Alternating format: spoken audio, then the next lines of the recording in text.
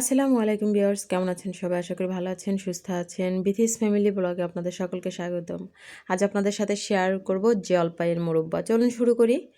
আমি এখানে জলপাই নিয়েছি, হাফ কেজির মতো নিয়েছি। এখানে আমি জলপাইটাকে ধুয়ে এভাবে একটা ছুরি ধারা 4-5টা এভাবে কুচো কুচো করে কেটে নিচ্ছি। আপনারা চাইলে বটি দিয়েও করে নিতে পারেন, যার যেভাবে সুবিধা হয়। দেখে দিচ্ছি, এই যে আমি এভাবে করে নিয়েছি।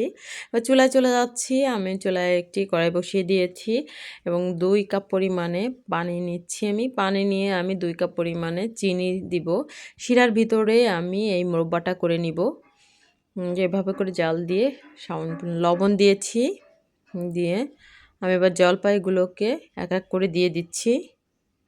দিয়ে আমি এই চিনি শিরার ভিতরেই আমি পুরো জলপাইটাকে সেদ্ধ করব। আমি ভিজিয়ে রেখেছিলাম জলপাইগুলোকে।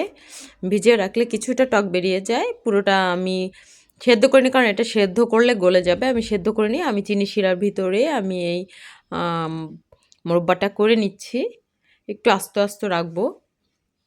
এভাবে করে এই যে জাল দিয়ে। আমার ভিডিওটি ভালো লাগে লাইক, কমেন্ট এবং শেয়ার করবেন। নতুন যারা আছেন চ্যানেলটিকে সাবস্ক্রাইব করবেন এবং ভিডিওটি ভালো লাগলে এভাবে করে খাবেন, দেখবেন খুব ভালো লাগে। আশা করি আপনাদেরও ভালো লাগবে। আমাকে কমেন্টস করে জানাবেন। ডিসক্রিপশানে উপকরণগুলো দেওয়া থাকবে, দেখে নেবেন। এভাবে করে আমি জাল দিয়ে পুরো চিনি শিরার ভিতরে সামান্য একটু পাঁচফোড়ন দিয়েছি। এটা নাও দিলে হয় মোরব্বার ভিতরে, আমি একটু দিয়ে নিয়েছি। এভাবে করে আমি পুরো চিনি শিরাটা দিয়েই আমি জলপাইগুলোকে, এই যে আমার তৈরি হয়ে গেল।